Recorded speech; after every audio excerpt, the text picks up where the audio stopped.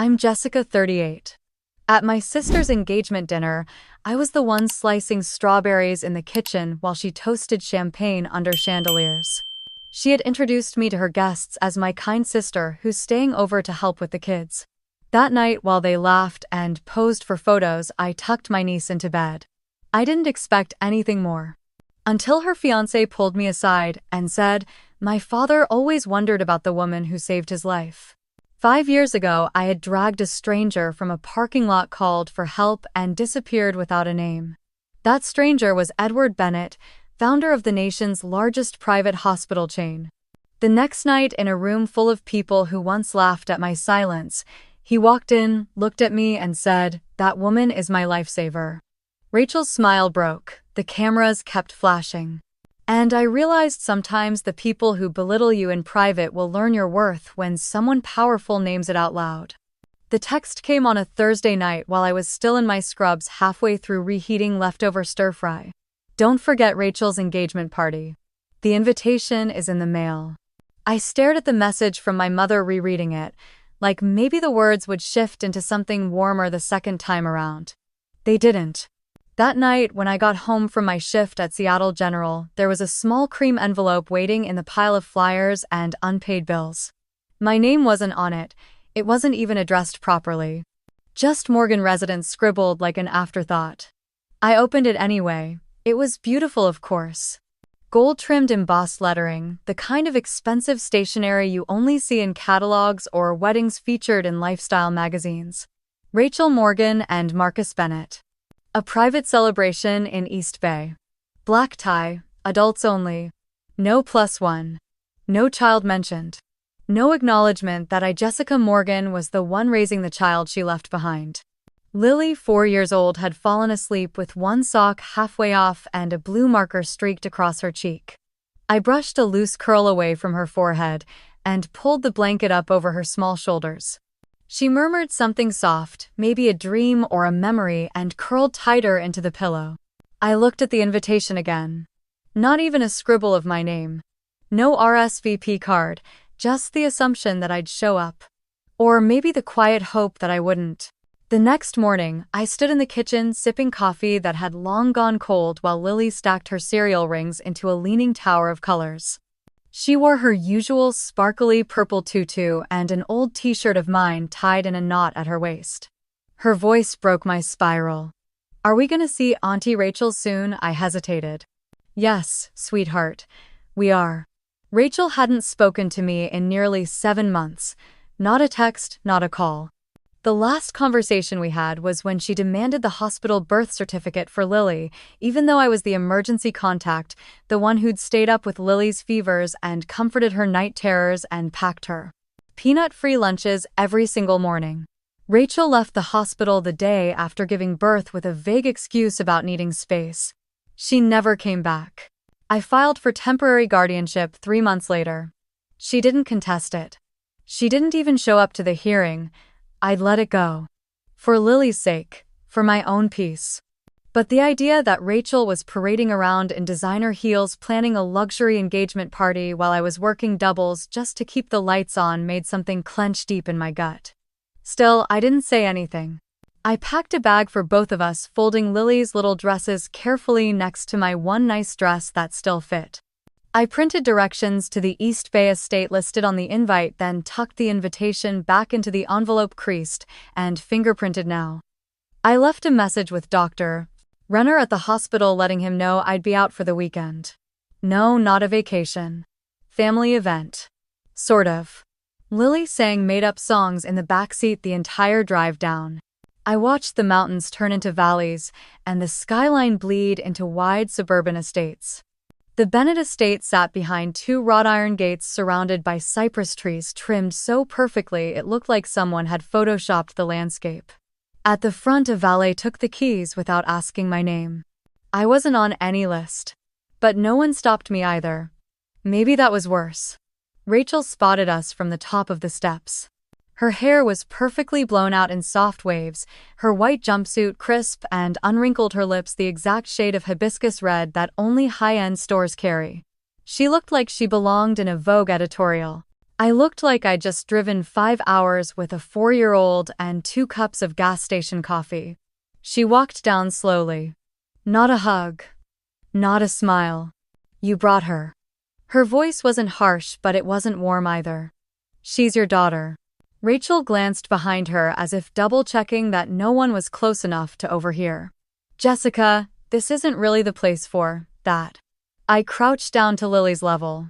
Why don't you go meet the peacocks, honey? I saw one on the way in. Lily squealed and ran toward the garden.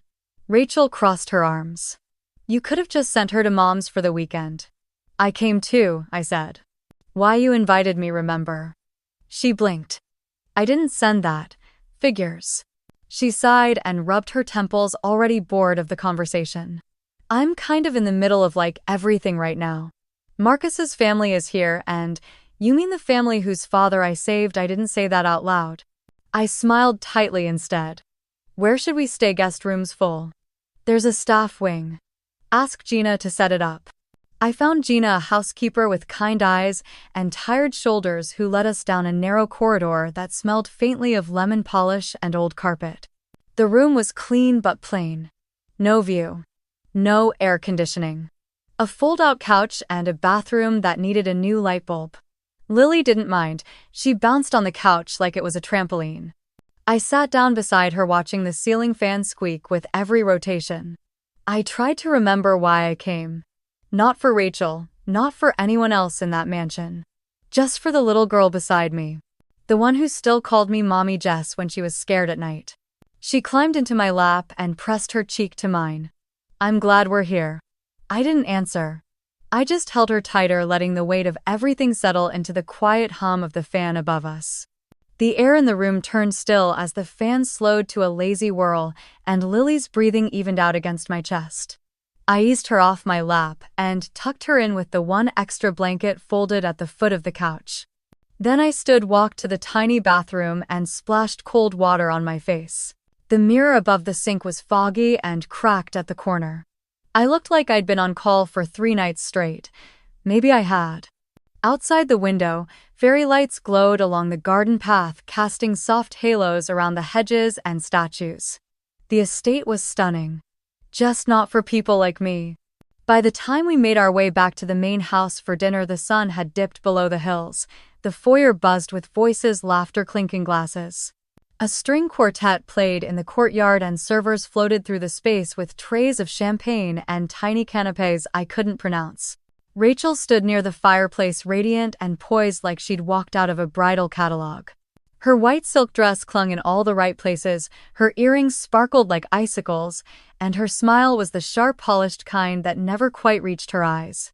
Marcus Bennett was beside her, tall, clean-cut, every bit the federal prosecutor he was known to be. His suit looked custom, his watch gleamed under the lights. When our eyes met, he gave a courteous nod. Nothing more. Not rude, not warm. Just professional. I guided Lily into the kitchen away from the noise, hoping to find somewhere quiet to feed her. A young staffer directed me to the back kitchen, far from the formal dining area. The space smelled like roasted vegetables and burnt sugar. I sat Lily at a corner table with a bowl of pasta and cut-up fruit I had brought, hoping no one would mind. A few minutes later, Rachel floated in. Oh, you're still here. I turned, keeping my expression neutral. Just grabbing dinner for Lily. She glanced at the bowl on the table, then at the staffer behind me. We've got truffle risotto and beet carpaccio in the main hall, but I guess this works too. Lily didn't look up. She was focused on her fork, chewing carefully. Rachel leaned against the counter, arms crossed. So still at the public hospital? I nodded once. Seattle General. She smiled, tight and sharp. Still working yourself to the bone for 80-hour weeks and terrible coffee. You should really think about switching careers. Influencer moms make a fortune now. Or maybe family assistant. Her tone was light, like it was just a joke, but her eyes searched mine, waiting for a reaction. I didn't give her one. She glanced toward Lily. Does she still wet the bed? Lily looked up, then eyes wide. I set my hand on Lily's back gently and stood. She's doing just fine. Rachel shrugged. Just saying, I saw a video on TikTok about night terrors and attachment issues in kids raised by non-biological guardians. Wild stuff. I didn't flinch. Helen entered then in a deep navy gown that looked like it had been steamed minutes before. Her hair was pulled back tight, not a strand out of place. She looked like someone used to giving instructions and having them followed. "Jessica, darling, come join us at the table." "You too, sweet girl." Before I could respond, Rachel added smoothly, "Mom, I think the staff has a table for them set up in the side kitchen. It's quieter. Probably better for Lily." "Right, Jess," I didn't answer. Lily had already started gathering her things. Helen hesitated, then smiled. "Of course. Whatever's most comfortable." As we walked out, Rachel's voice followed, soft but sharp. "Make sure she doesn't spill. These rugs are antique." Back in the smaller kitchen, a folding table had been set up near the supply shelves. No tablecloth, just paper napkins and a single plastic cup of water. I sat across from Lily, helping her cut the rest of her pasta. She was quiet through most of the meal. The hum of the refrigerator filled the space between us. I studied her little hands, the way she always sorted her grapes by color before eating them. Her eyes stayed, low, shoulders slightly hunched. "Do you like your food, sweetheart?" She nodded without looking up. After a minute she whispered, "Why did Aunt Rachel say I don't belong?" I froze for a moment, then reached across the table to take her hand. She didn't mean that, but she looked sad when she saw me. I squeezed her fingers gently. People sometimes act strange when they're nervous. Aunt Rachel's getting married, and that makes people say things they don't really mean. Lily blinked up at me. "Do I get to come to the wedding?" I opened my mouth. Closed it. Then tried again. "We'll see, baby. I'll be with you, okay?" She nodded, but the light had gone out of her eyes. Later that evening, after Lily had fallen asleep curled up against my side on the fold-out couch, I stepped outside for air. The night was cool, the crickets loud. Somewhere beyond the hedges, laughter echoed from the main house.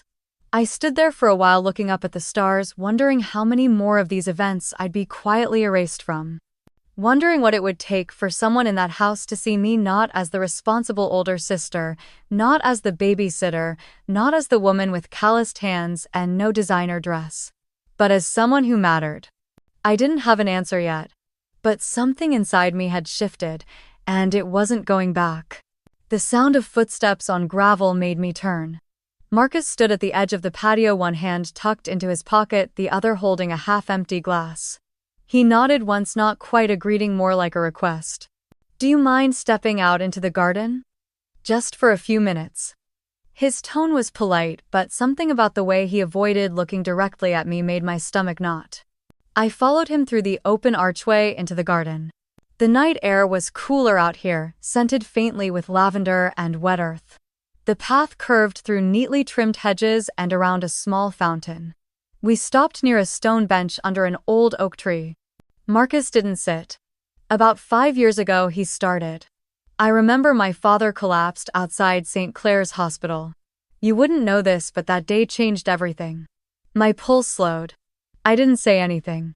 He looked down at the gravel for a moment, then back at me. He always talked about the woman who saved him. Said she came out of nowhere, started CPR before anyone else noticed. That if she hadn't acted so fast, he wouldn't have made it. She didn't stay. Didn't give her name. Just vanished. My breath caught, but I didn't respond. We pulled the hospital's exterior camera footage, but the image was grainy. Dad would replay it like a ghost story. A woman in scrubs, dark ponytail, moving fast. That was all we had. He paused again. "Last week when Rachel showed me the guest list for this weekend, I saw your name. And something clicked. My throat was dry. I didn't mean to keep it from him," I finally said. "Or from anyone. That day was chaos." Rachel had gone into early labor. Her blood pressure was spiking. Lily was in distress. I was rushing her into the ER when I saw a man drop near the parking lot. I told a nurse to get a crash cart, started compressions, and waited until the paramedics came. But I couldn't stay. Rachel needed me. Marcus was quiet for a long time. The wind shifted slightly, rustling the branches overhead. "You're the reason he's alive." I shook my head. Number. I was just in the right place at the right time. He studied me, then eyes narrowed slightly, not with suspicion but with something softer, almost unsure. He never forgot you. He said he wanted to meet you someday. Thank you in person. I looked away, unsure what to say. Does Rachel know? No, I said quickly. And I don't plan to tell her. This was never about recognition. It was just what needed to be done. His brow furrowed, but he didn't push. We stood there in the quiet for a few more moments. I could hear laughter drifting from the house again, the clink of glasses, the rising hum of music. You don't have to stay in that guest room, Marcus said suddenly. I didn't realize they'd put you out there. It's fine. It's not. I appreciate it, but I'm not here for comfort. He nodded once, almost reluctantly. Just as we turned to head back toward the house, a small figure darted across the lawn. Mommy Jess. Lily ran into my legs, wrapping her arms tight around my thighs, her little cheeks flushed from sleep. Her curls were wild, her pajama shirt crooked, one sock missing. I crouched and pulled her into a hug. What are you doing out of bed, sweetheart? She looked up, blinking. I heard voices. I thought you left me. I kissed the top of her head. Never. She nestled into my neck, and I stood holding her. Marcus had gone still. His eyes flicked from Lily's face to mine. I saw it hit him then.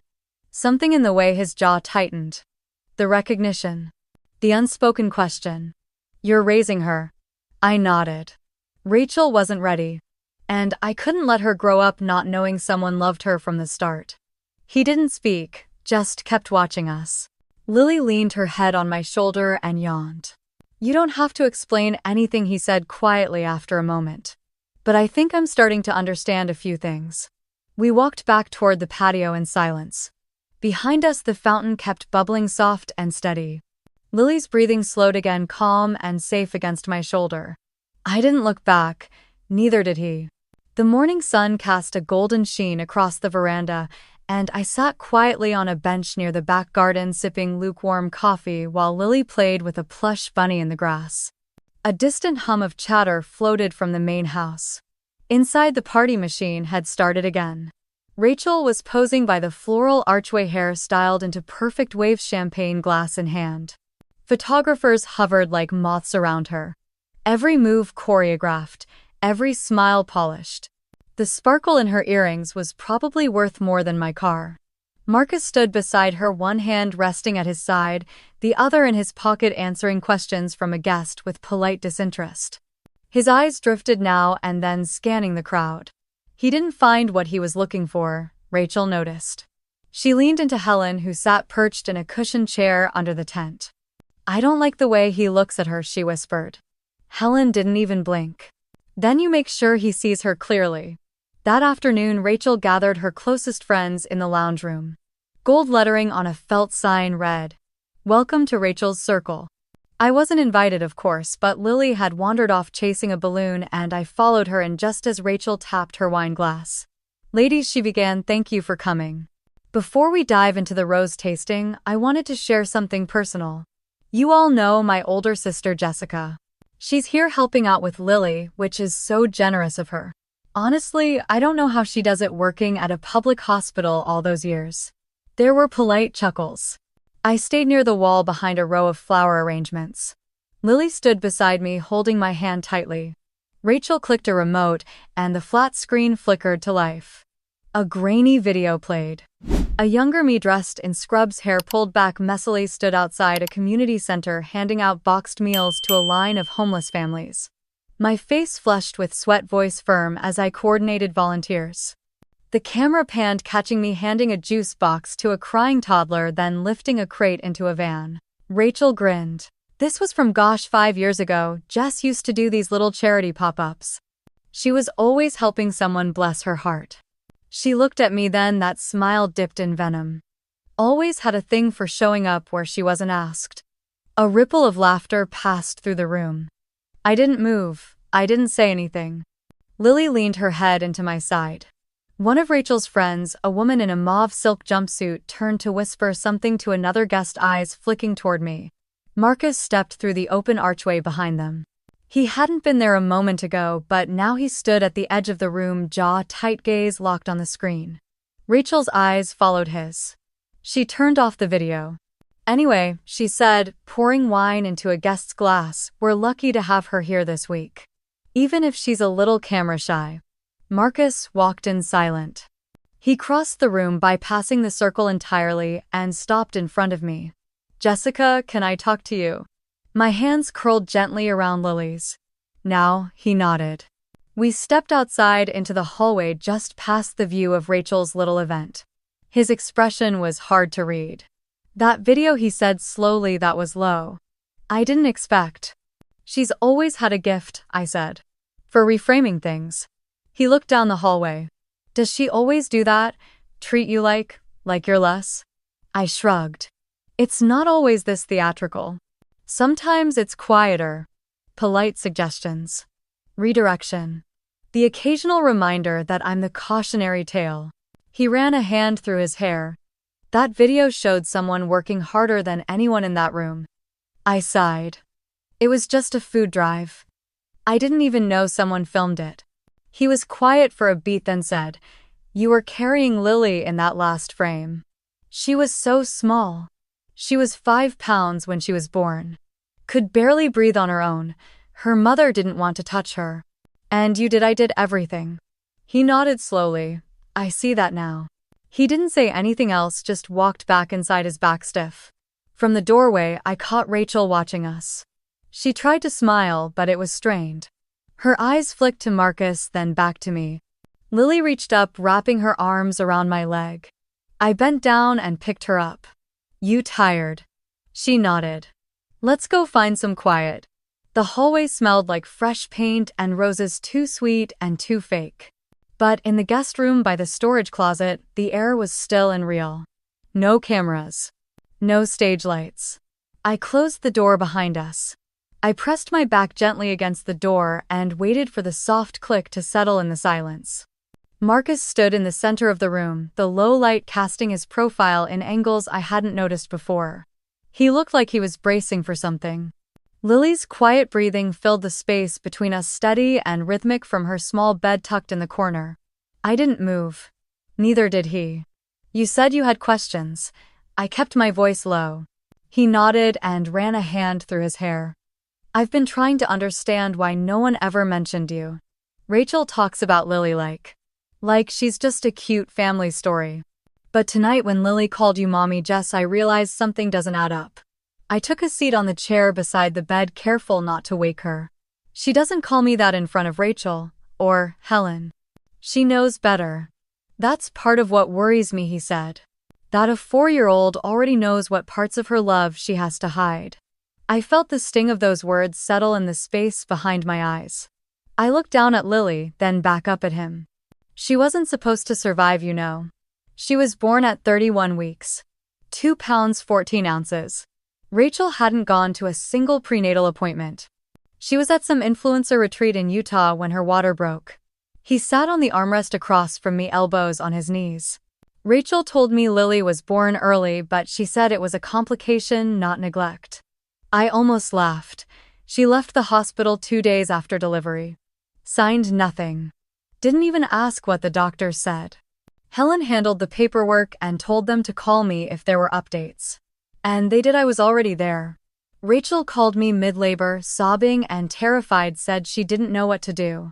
I drove her to St. Jude's and stayed through the whole thing.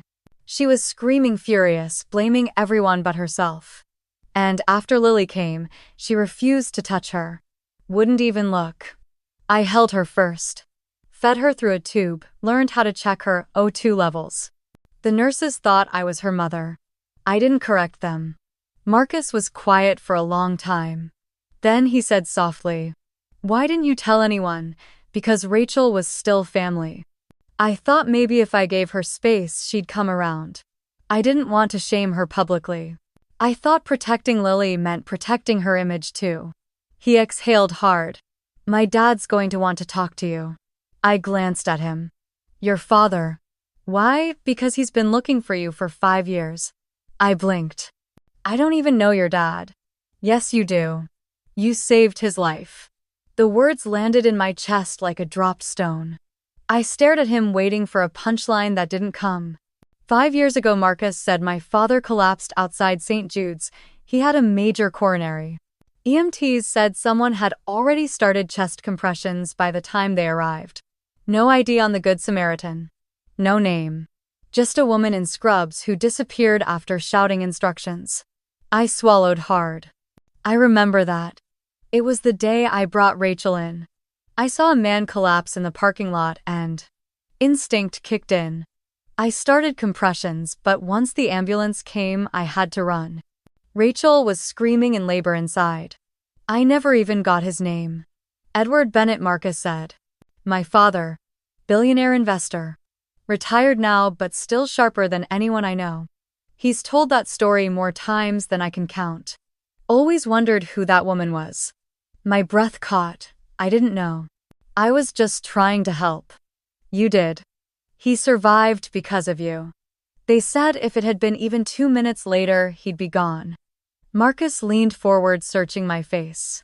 And now you're here being treated like an unpaid nanny while my fiancé pretends you're just some background character in her highlight reel. I didn't know what to say to that, so I said nothing. He stood pacing slowly. You work at a public hospital. Raise a child that isn't yours. Let your sister take the credit. Why? Because Lily deserves better. Because I couldn't live with myself knowing she was passed around like a burden. Because I was already bonded to her by the time I signed the custody paperwork. You have full custody. I nodded. Helen signed the release forms. Rachel never even showed up to court. He rubbed his jaw. And you've been doing all this alone, mostly. I mean, I have a couple close friends who helped in the early years, but it's been me and Lily for the most part. Daycare, midnight ear infections, first day of preschool. All me. He looked like he was trying to absorb the weight of it piece by piece. I need to call my dad, he said. He needs to hear this from me before anyone else twists it. I nodded slowly. He won't remember me. But that's not why I did it. I know. That's exactly why he needs to know. As he pulled out his phone, I stood and crossed the room to Lily's bed. She shifted slightly in her sleep, then settled again, her hands still holding tightly to the worn ear of her bunny. Marcus moved toward the door, paused, and looked back. Jess, thank you. Not just for him. For Lily. I smiled faintly, brushing a curl off her forehead. She saved me too, you know. He watched us a moment longer, then left the room. The door clicked shut behind him, and I stayed there beside her, my hand resting lightly on her blanket. I could feel the tide turning, though I didn't know yet which shore it would carry us to. I stayed with Lily until her breathing deepened into the kind of sleep that children fall into when they know someone safe is near. Then I slipped out of the room and changed into the same light blue dress I had worn earlier, brushed my hair, and took one last look in the mirror. My reflection didn't look like someone invited to a celebration. It looked like someone preparing for weather. Outside, the sun had dipped lower, painting the sky over Napa in pale gold. String lights flickered across the garden as guests moved toward the long tables arranged near the pergola. Champagne flowed. Camera shutters clicked. And Rachel, in a dress that sparkled with every step, stood in the center like she had designed the whole event to orbit around her. I kept to the edge of the crowd, mostly unseen, which was how she preferred me. Lily was with one of the nannies now, her curls tied back with the ribbon I'd sewn into her dress. She smiled at me from across the lawn. Rachel tapped her champagne glass and the soft clinking echoed until conversations died down. Her voice rose with rehearsed warmth. Thank you all for being here to celebrate love, legacy, and family. I'm so grateful for every one of you who's shaped my journey. Especially my fiancé and of course my incredible mother Helen for being my backbone and my biggest believer. No mention of me. Not even a nod. I felt Marcus watching her as she spoke. Not with admiration, but with something harder to name. Maybe suspicion. Maybe disappointment. She lifted her glass higher. To the ones who matter most. A pause, then applause. Not from me. Marcus stood. He didn't wait for anyone to hand him a mic. His voice carried on its own calm and firm. If I could have a moment, I just want to say something, not about myself, about someone else. The clinking stopped. Conversations halted again. Even Rachel's smile faltered. 5 years ago, my father nearly died. Outside St. Jude's Medical Center. He collapsed in a parking lot and would not have made it if a stranger hadn't acted faster than anyone else. She didn't leave a name. Just walked away after saving him. People murmured, confused. Rachel's brows drew in slightly. Tonight I found out who that person is. And she's here. The garden held its breath. Before he could go on, there was movement at the gate. A hush spread like mist as a man stepped through, supported slightly by a cane but every inch of him composed. He wore a gray suit, tailored and understated, and his presence alone made the evening shift. Edward Bennett, founder of Meridian Health Systems, a name that opened doors and ended negotiations. No one had seen him in public since his retirement 2 years earlier. I froze. His eyes swept the crowd past the influencers and CEOs and polished guests, then stopped. On me. You're the one who saved my life. His voice was not loud, but the silence was so complete it traveled. He stepped closer. I never thought I'd find you. My son said you were here, but I needed to see for myself. He turned toward the crowd, then back to me. This woman is my lifesaver. People turned, whispered, glanced back at Rachel, confused. She looked like a portrait cracking at the edges. Her lips parted, but no sound came out. Her eyes darted toward Helen, who had gone pale. Edward faced her directly. You mock this woman. Do you even know who she is? Rachel finally found her voice brittle and high. Dad, I didn't mean anything. She's my sister. It was a joke. Edward looked at her with tired eyes. There are jokes. And there are wounds dressed up as humor. He turned back to me. I owe you my life, and now I find out you're raising a child who's not even yours. That takes more than medicine. That takes character. Rachel opened her mouth again, but Marcus stepped forward first.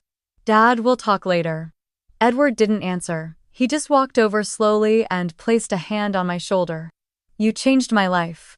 And I don't forget people who do that. The weight of the moment pressed on every corner of the garden. Guests stared. Some lowered their phones. Others whispered into champagne glasses. Helen reached for Rachel's hand, but she pulled away. Somewhere across the lawn, I caught Lily's eyes again.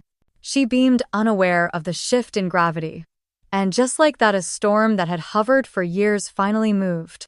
Rachel's smile faltered for the first time all evening. Her lips twitched upward, but her eyes had already betrayed her.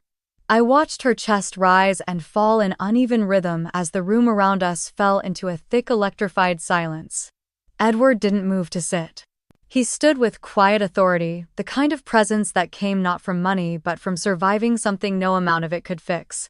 His voice remained calm, but there was weight behind every word. I lost a daughter once. He didn't look at Rachel. He looked past her, his eyes settling on Lily. The one who saved my life is the woman who raised the child you left behind. Gasps scattered across the room like a ripple. Rachel's face went pale, her fingers tightening around the edge of her champagne glass. Helen stepped forward, voice tentative. We didn't know. We were. Edward raised a hand. Not knowing is a choice. Dismissing someone's worth is also a choice. Rachel's fiancé Marcus didn't say a word. Instead, he moved quietly to stand next to me. He didn't touch me, didn't say anything, just stood close enough that I could feel the warmth of his presence like a shield. Lily pressed her face into my shoulder, and I lowered my voice just for her. It's okay. We're okay. I wasn't sure I believed it. But the weight of that sentence steadied my voice. Helen tried again. Jessica has always been difficult. She kept things from us. She didn't even tell us she brought Lily to live with her. Edward's eyes sharpened. You didn't ask. Silence returned deeper this time. A soft mechanical click sounded to our left. A guest near the fireplace was filming. They lowered their phone the moment they saw Edward's gaze land on them, but the damage was already done. The moment was out there now, digital and permanent. Rachel's eyes darted around the room like a hunted animal. Some guests looked down at their shoes. Others stared openly. A few, mostly older, folded their arms across their chests with a mix of suspicion and judgment. I turned toward Marcus. You didn't have to stand here, you know. I know, he said, still not looking away from the guests. Rachel finally spoke. She forced a laugh, brittle and too loud. This is all a misunderstanding. I didn't know Jessica saved your life, Mr. Bennett. And Lily, well, we were young. Things were complicated. Edward turned slowly to face her. She's your daughter. Rachel blinked, the words seeming to land too late. He didn't shout, he didn't accuse. But somehow the quietness of his voice made it worse.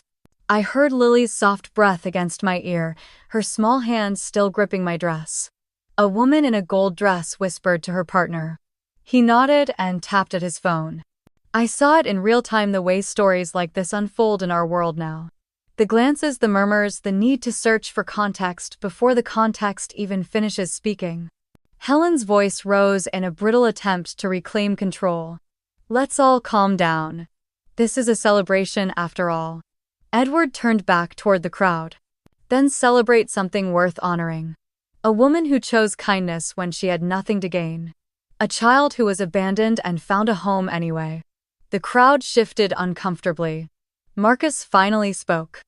My father told me someone saved his life. For years he didn't know who she was. We thought it was just a passing moment, someone doing the right thing and disappearing. But now I see it wasn't just that. It was a pattern. Jessica didn't just save him, she saved Lily. She saved a family and never asked for recognition. Rachel tried to interrupt, but her voice cracked. I moved slightly, adjusting Lily on my hip. You never told me, Marcus said, his voice directed at Rachel now. That Jessica raised Lily. That she stepped in when no one else would. Rachel's face tightened. She's not Lily's mother, maybe not by blood, he said, but she's the only one who acted like it.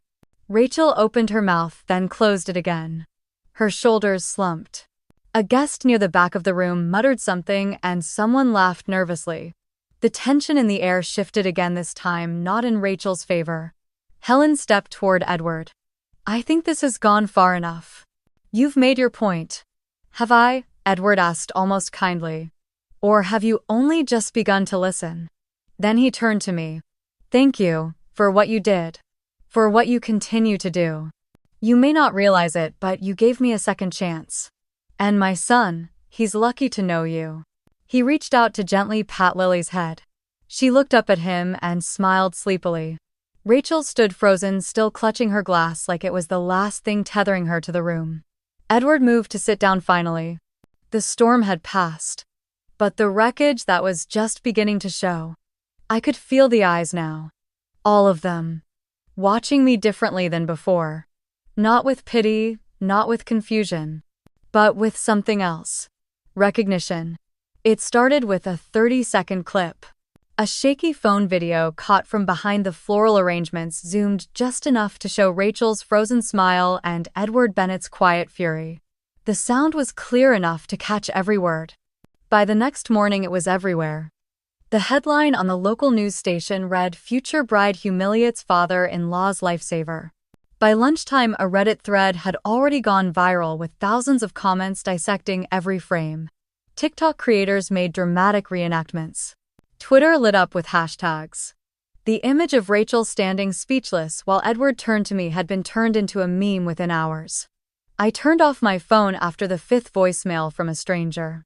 I didn't want to hear it. The praise, the judgment, the curiosity. I didn't want any of it. Lily sat at the kitchen table in her pajamas, eating a bowl of cereal shaped like stars. She had no idea what was happening, only that school was still on break and that we were back in our little apartment in Tacoma, safe and familiar. Rachel's company, Clarabelle Beauty, issued a brief statement claiming misunderstanding and regret. But by then, dozens of influencers had already pulled their sponsorship.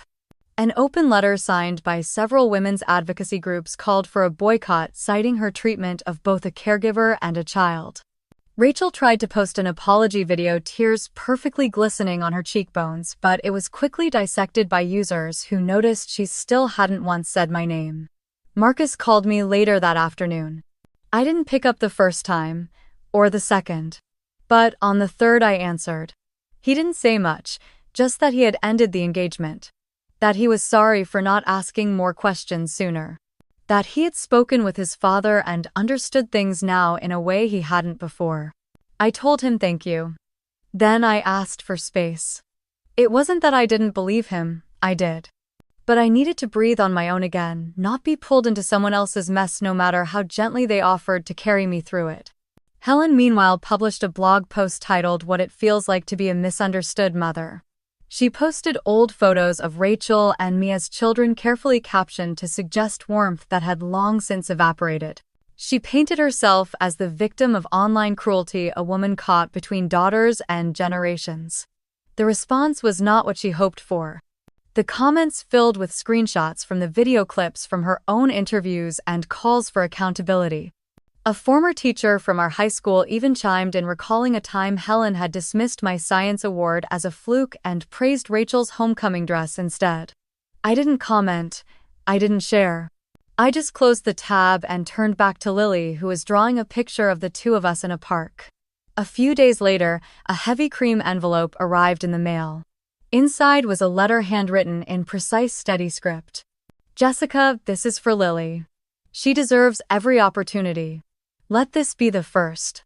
Sincerely, Edward Bennett." Tucked beside the note was an official certificate of a full academic scholarship, valid from elementary through college. Any school of her choosing. Books, tuition, travel covered. I cried quietly in the kitchen, away from Lily's curious eyes. I didn't call Edward. Not yet. I needed to think. To decide whether I was accepting a gift or a chain. The media frenzy lasted about a week before something newer and flashier came along. But the damage lingered. Rachel's investors backed out of her expansion plans. Her Instagram comment sections were turned off. And last I heard, she had gone private on all platforms. She didn't reach out. Neither did Helen. That silence for once didn't sting. One afternoon while Lily was napping, Marcus texted. Just a single message. "Still here. No pressure." I looked at it for a long time before replying. I need to know who I am when no one's looking at me. Give me time. He didn't push. Just sent back a small note saying he understood. The apartment felt still again.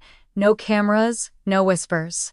No champagne flutes or forced smiles. Just me. A woman who had chosen to stay when it was easier to leave. Who had held a baby on her chest and whispered it's okay even when it wasn't. Who had walked into a party uninvited, not to make a statement, but because the child she loved needed to know someone would show up. That night I lay beside Lily as she drifted off to sleep. Her small hand curled in mine, her breath warm against my arm. Outside, a winter wind stirred through the alleyway, brushing against the window panes.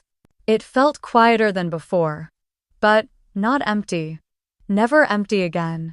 Under gray skies and a light February drizzle, she knocked on my door. I had just finished cleaning up Lily's breakfast when I heard it. Not urgent, just persistent.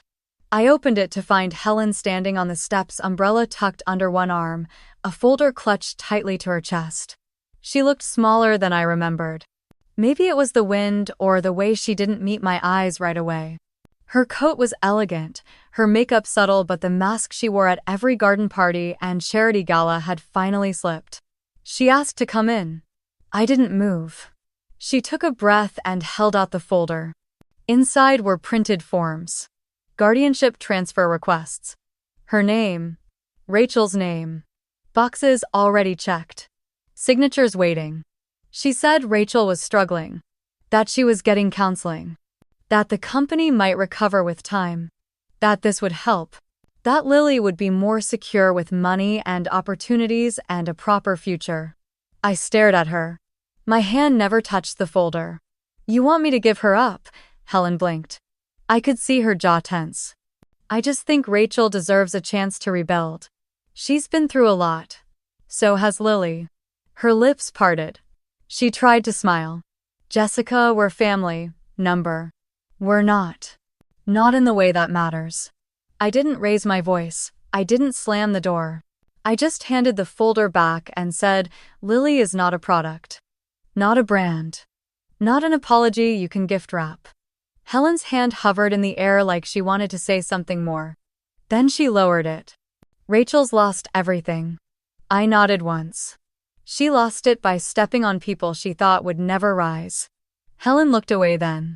Down the hall toward the sound of Lily humming to herself in the living room. She said nothing more before turning and walking out. I closed the door softly behind her. That night Lily drew a picture with her crayons. The paper was filled with bright purples and sky blues. Two figures stood side by side, one tall with dark brown hair, the other small with pigtails. She brought it to me beaming. "That's me and you, Mama Jess." I blinked hard but smiled. "Where's everybody else?" she shrugged. "Just us." I hugged her tighter than I meant to. She giggled and squirmed but didn't pull away. The following week I submitted an application to teach part-time at the University of Washington School of Medicine. I had missed teaching. Missed the feeling of minds opening under steady hands and honest conversations. I wanted to return not just to the profession but to a version of myself I had left behind when Lily was a baby and the world felt too fragile to re-enter. On Wednesday morning, a news anchor on the radio announced the latest updates in the Bennett Rivers scandal. Rachel's former PR manager had released screenshots of internal memos blaming emotional distraction for the wedding disaster. Internet sleuths uncovered past incidents of workplace bullying and misuse of foundation funds. Her name was now more associated with public disgrace than beauty. Marcus's name was notably absent from any of it. He had quietly withdrawn his shares from the joint holdings, canceled the wedding license, and donated a portion of the event's remaining budget to local pediatric care programs. A small statement released through his father's foundation simply read, "We hold ourselves to a higher standard. We must always begin with truth." He hadn't reached out again since my last message. And I was grateful for that. Not because I didn't want to speak with him, but because I needed the quiet. The kind of silence that came with choosing your own rhythm again. One afternoon, as Lily napped under a sunbeam on the couch, I found myself sorting through her old clothes, tiny shoes she'd outgrown, onesies with faint milk stains, the baby blanket she used to grip in her sleep. I folded them slowly, reverently, like the pages of a book that would never fully close. I thought about the woman who gave birth to her and walked away. I wondered if Rachel truly understood the weight of that decision, or if she still thought it had been temporary, something she could someday edit or revise. You don't get to be a mother because you gave birth. You become one by staying. That night, Lily helped me set the table for dinner. She lined up the forks with more precision than necessary, her little brow furrowed in concentration. "You're gonna be a doctor again, maybe. A teacher too. Will I come with you?" "Of course," I said. "Always." She nodded like that was the answer she expected, then went back to arranging the spoons. There were still bills to manage. Still late-night doubts and memories that crept in when the apartment was too still. But there was also laughter now. Real deep belly laughter when Lily told a knock-knock joke she barely understood. There were bedtime stories, scraped knees, surprise hugs. There was something whole taking shape, and it was ours. The invitation came in a cream-colored envelope, thick and formal.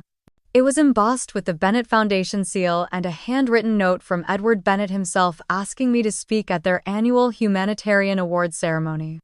I read it 3 times before setting it down beside the toaster. Lily asked if it was something important. I just smiled and told her I wasn't sure yet. The event was scheduled for the end of the month at the Seattle Civic Center. I wasn't used to being the one on stage. I spent my life behind curtains in quiet hallways, kneeling beside stretchers or calming children with fevers. But after everything, something inside me whispered that maybe it was time to stand still and speak. When I arrived that evening, I wore a navy blue dress I had found on clearance and polished the same shoes I wore to my residency graduation. The lights inside the venue were soft and golden. A string quartet played in the corner and waitstaff moved gracefully among clusters of board members, doctors, and community workers. I noticed Edward standing near the podium. He looked healthier than when I had first met him in the ER. Stronger, more grounded. When he spotted me, he walked over and gave a small nod. "Thank you for coming," he said simply. I nodded back. "Thank you for inviting me." The ceremony began with a few opening remarks, a video tribute to community healthcare workers, and an award presented to a rural clinic team in Montana. Then, Edward stepped forward again and introduced me, though he kept it brief. No titles, no backstory. Just my name and a thank you for my service. As I walked to the microphone, I felt my palms dampen. I looked out at the crowd, a sea of attentive faces. I spotted Lily near the back with one of the volunteers holding a juice box and kicking her feet under her seat. I took a breath. When people think of heroes, they picture grand gestures. Capes, spotlights, applause. But the truth is, most heroes move quietly. They show up early, stay late, listen without interrupting. They pick up the phone at midnight. They sit with patients who have no family. They change sheets, hold hands. They choose the harder road every single day. I paused, letting the room breathe with me. You don't have to be powerful to change a life. You just have to be present. I have seen janitors change the mood of an entire ward. I have seen patients uplift their nurses. I have seen children give purpose to adults who thought they had none left. The extraordinary hides inside the ordinary. Always. I didn't mention Rachel. I didn't mention the past. That night wasn't about wounds or revenge. It was about the quiet resilience that lives in everyone who chooses to care. When I stepped down, the applause felt warm, not loud. It wasn't praise, it was acknowledgement. Edward met me at the bottom of the steps. His eyes were glossy, though he smiled. I used to think I had lost everything, he said. But you reminded me that miracles still exist. Thank you, Jessica. I nodded. I didn't offer to keep in touch. I didn't ask for anything. That moment was enough. He extended an envelope, one I knew without opening, held a check. Maybe a grant, maybe a thank you gift. I shook my head gently and placed it back into his hands. Please give it to the clinic in Yakima. They need it more than I do. His brows rose, but he didn't argue. Just folded it slowly and tucked it into his coat. Outside, the sky was already deep navy. Lily ran up to me as I exited, her arms thrown around my waist. You did good, she said, even though your voice got shaky. I laughed. Thanks, kiddo. She held my hand as we walked to the car. On the way home, we stopped for fries and shared a vanilla milkshake, our clothes still too fancy for the diner booth. That night after her bath, we curled up with a picture book about the solar system. Lily loved the planets, especially the gas giants. She turned the page to Jupiter and pointed at it. I think you're like this one. Jupiter, yeah, not the brightest, but the strongest. I smiled, tucking the blanket around her shoulders. You mean not flashy? She nodded. But really, really strong. Like, even when other stuff falls apart, you don't. I kissed her forehead. Good night, my little astronomer. She drifted off to sleep quickly, her hand still resting on the page. I sat there a little while longer, listening to her breathe, thinking about stars, storms, and strength that didn't need to shine to endure. The moving boxes were nearly all unpacked, their flattened shells stacked neatly by the door waiting for recycling. The new apartment wasn't fancy, but it had sunlight, quiet walls, and a tiny window nook Lily had already claimed as her reading corner. From our third-floor balcony, I could see the schoolyard where she'd start second grade next month. It was only a 10-minute walk, which felt like a luxury after years of crossing half the city to get her to school. I hung the last framed photo on the wall beside her, drawing of the two of us, the one she'd given me when I submitted the paperwork to formally adopt her. I hadn't told many people. No announcement, no speeches. Just a quiet signature and a breath I didn't know I'd been holding finally released. The formality didn't change anything between us, but it felt like closing a chapter the world had kept open for too long. The next morning, a letter came addressed to me in careful cursive. No return address, just a Seattle postmark. I opened it slowly. Dear Jessica, it began. I'm not offering anything you haven't already built on your own. This isn't charity, it's gratitude. If you ever find yourself needing support for Lily's education, your work, your own peace, my door is open. Not because you need it, but because you've given so much without ever asking. Warmly, Edward. I stared at the letter, the paper soft but thick in my hands, like it had been selected intentionally. I didn't need anything from him. Not now. But I folded it carefully and tucked it into my desk drawer anyway beside Lily's birth certificate and the only photo I had of us when she was still a toddler clinging to my leg. By midweek, I was back at the clinic. Nothing dramatic. Just a part-time schedule in the community outreach department and a proposal pending for a new health education series with the university. It felt right, like a rhythm returning. I didn't tell Rachel. I didn't even know where she was. After that night at the party, she had vanished from the press, her face replaced by glossier, newer ones with no connection to scandal. One of the nurses had clipped an article from a local magazine and left it in my mailbox. The headline was simple: "The doctor who chose a child and a neighborhood over prestige." I read it once. Then again. They had gotten some facts wrong, but the tone wasn't condescending. Just curious. Almost tender.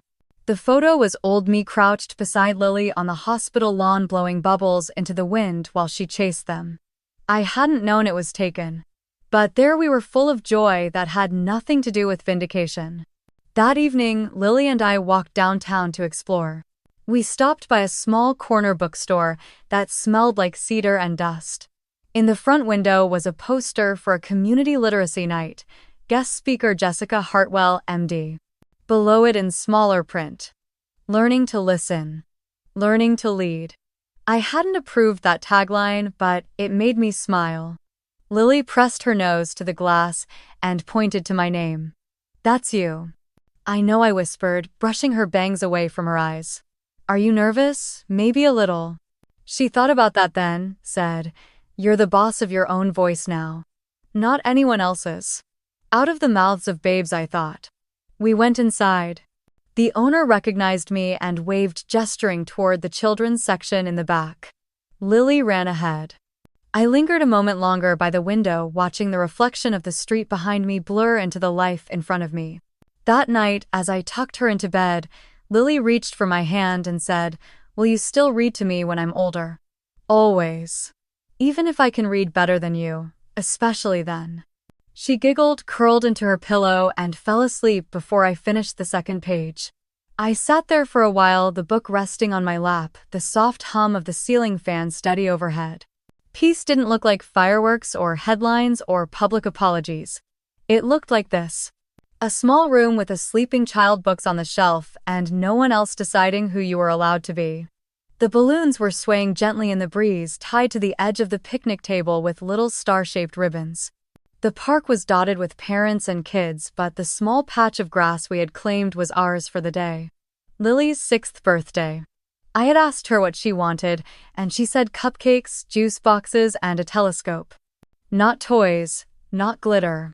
A telescope. I baked the cupcakes myself, imperfectly frosted but filled with extra chocolate chips. We brought coloring books, sidewalk chalk, and folding chairs that kept sinking slightly into the soil. The sun filtered through the trees, casting soft shadows over everything. It wasn't lavish. It didn't have a theme. But it was full. Edward arrived right as Lily was helping a friend decorate a paper crown. He carried a long box wrapped in navy paper, one of those perfectly knotted silver bows stuck to the top. He greeted me with a quiet smile, his suit replaced by soft khakis and a button-down shirt that looked a little out of place at a kid's party, but it made him no less welcome.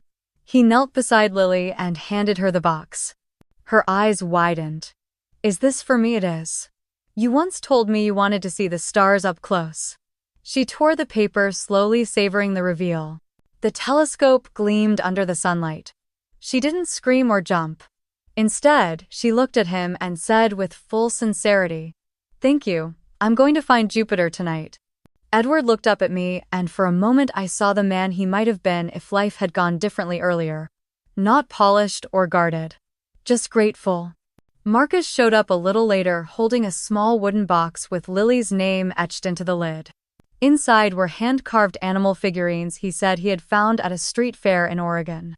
He stayed on the edge of the group at first, but when Lily ran to show him the telescope, his posture softened. He looked at me and said, "I didn't come as anybody's son this time." "I know," I replied. We stood there in companionable silence as the kids painted rocks and made necklaces out of dry pasta. He didn't ask for forgiveness. I didn't offer explanations. We both knew where the boundaries were now, and more importantly, why they needed to be there. Rachel never came. There was no call, no card, no envelope tucked into the mailbox later. It didn't surprise me. But what did surprise me was how I didn't feel the sting I thought I might. Her absence was no longer a hollow, it was just space. Space I no longer felt responsible for filling. After the party, once the juice boxes were cleaned up and the last kid had been hugged goodbye, Lily sat in my lap under the fading afternoon light. She looked up at me, cheeks sticky with frosting, and said, "Mama, one day I'm gonna tell my friends how you saved Grandpa." I brushed a crumb off her chin and smiled. "Only if you also tell them how I used to get ignored at parties and told to keep my voice down." She blinked. "Why, because it's part of the story." She leaned her head against my shoulder. "You weren't boring. They just didn't see." Exactly. That night, she fell asleep early, exhausted from sugar and sunlight. I carried her to bed, tucked her in, and then walked out to the little balcony with the telescope Edward had given her. I hadn't used one since middle school, but I remembered enough. I aligned the scope, adjusted the focus, and there it was. Jupiter. Dim, steady, powerful. I thought about everything that had happened. The cruel words at that engagement party. The silence that used to follow me into every room. The look on Rachel's face when the truth cracked through the image she had built. And then the look on Edward's when Lily called him Grandpa without hesitation. I had lived many lives. The daughter they overlooked, the sister they disrespected, the woman who refused to disappear, the mother someone else failed to be. And now just Jessica.